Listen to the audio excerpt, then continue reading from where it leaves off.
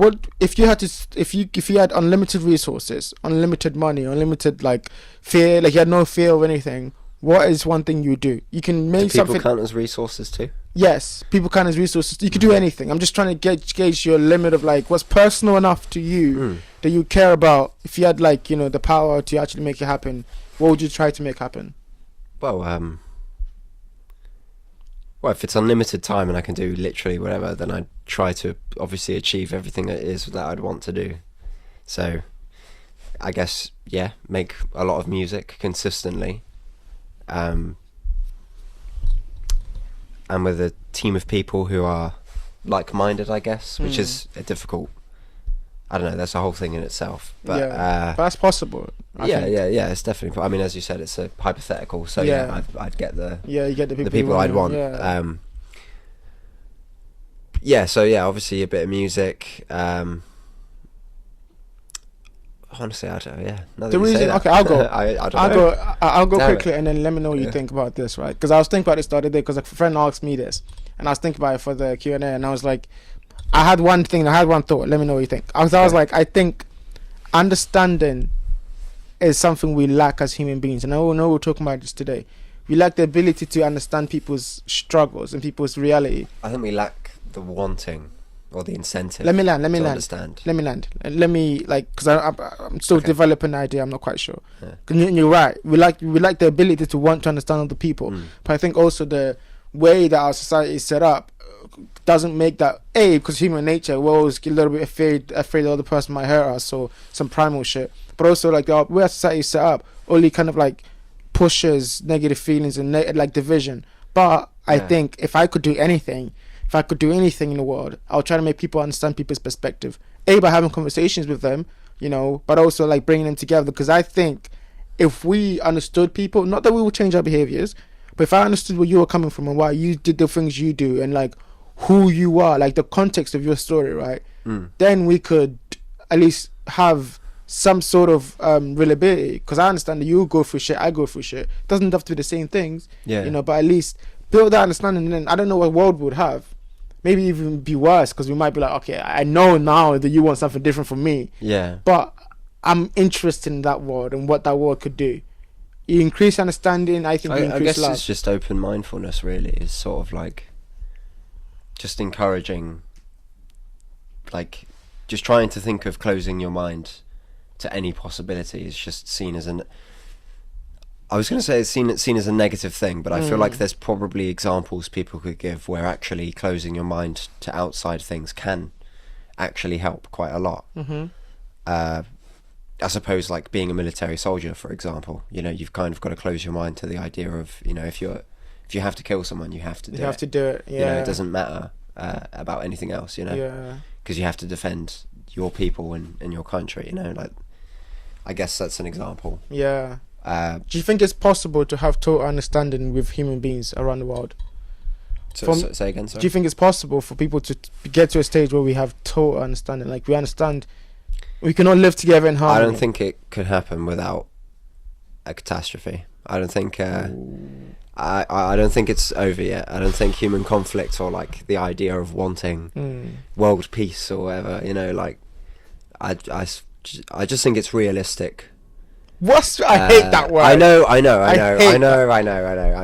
Yeah. What's realistic apart from the things we think it is? Yeah, but I don't know. It's just maybe it is all lies from what I'm seeing on the news, but it doesn't look. I would say most people would probably say it doesn't look great as far as global. Yes, but the news relations. News is supposed to inflame you and make you anxious and have anxiety about the world. That's also part of the problem. Yeah. So it focuses on the worst thing going on in the world at any given time. And of course, there's relations between people, but like if those two sat in the same room by themselves without no one, no mics or anything like that, have a conversation, do you think they'll be like, maybe I understand where you're coming from, but like like maybe we should fight each other, throw nukes at each other, all these things, Yeah, but I guess fear plays the into a driver part. at that point. Like, they can want to understand each other all they want, but at the end of the day, they've got an entire country full of people thinking about the leaders making the correct decision, and especially because of news and stuff,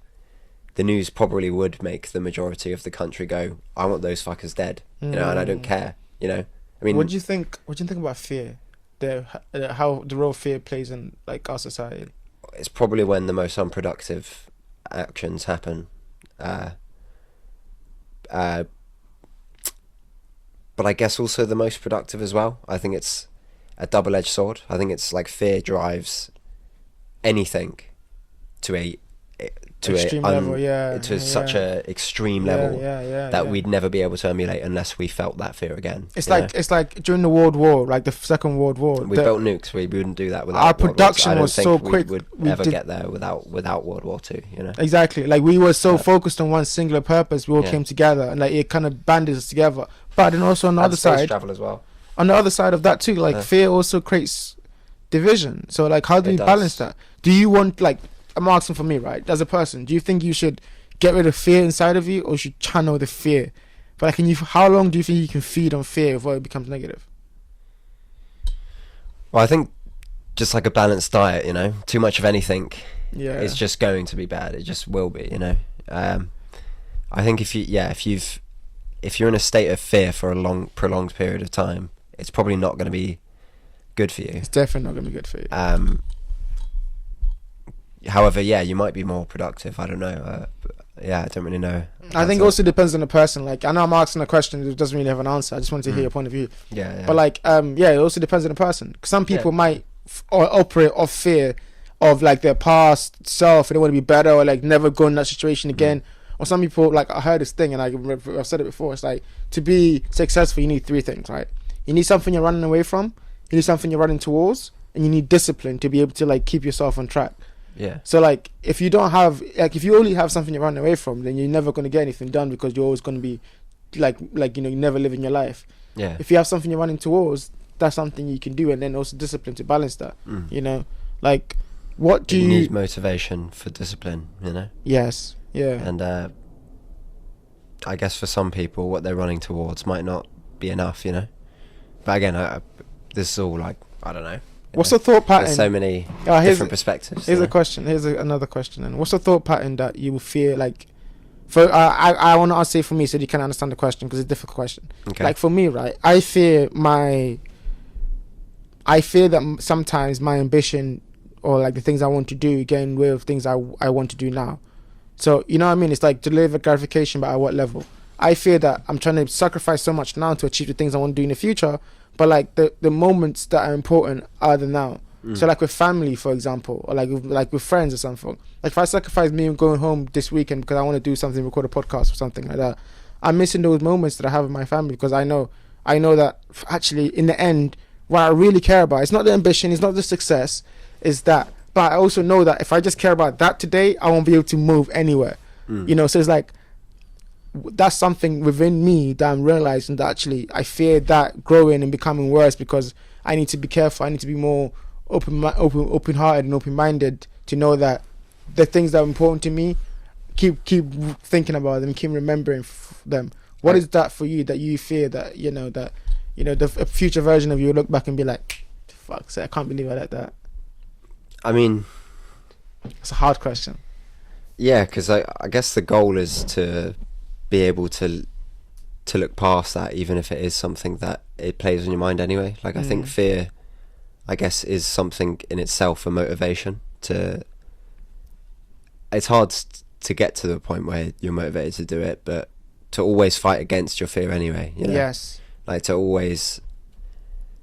Just to yeah, shit on. No, I know what you mean. Like to always fight against your fear, because even though you know you have it, the only way you progress is by pushing up against it, because you have fear anyway. Like when I was performing that on the open mic, I was nervous. You asked before, I was nervous, but I was nervous, but I was also excited. Yeah. So like I was balancing. I was there like, I want to go now, but I was also really nervous about going, because I had fear they would go wrong. Yeah, exactly. But if I didn't push through it,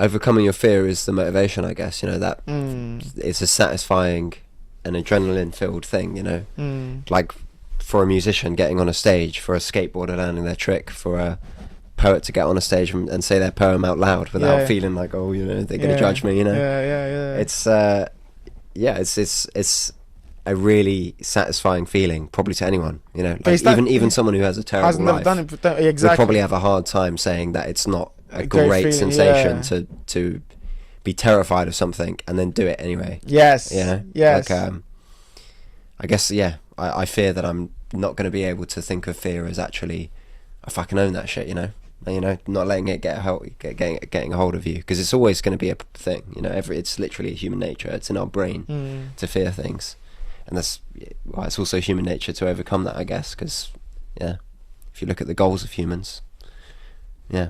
Forgot where I was going there. Nah, but, you know. I know exactly. Yeah, you know. You keep doing that. You know I where you're keep going. doing it, yeah, and then you I- say, I forget where I was going. Then you Yeah. actually forget. Yeah, Just yeah. keep going. Never stop. Yeah. Never look. Okay, here's a question then. With what you know now, with everything that you've kind of learned over the years, Yeah. what's one thing you do differently if you had to start all over again?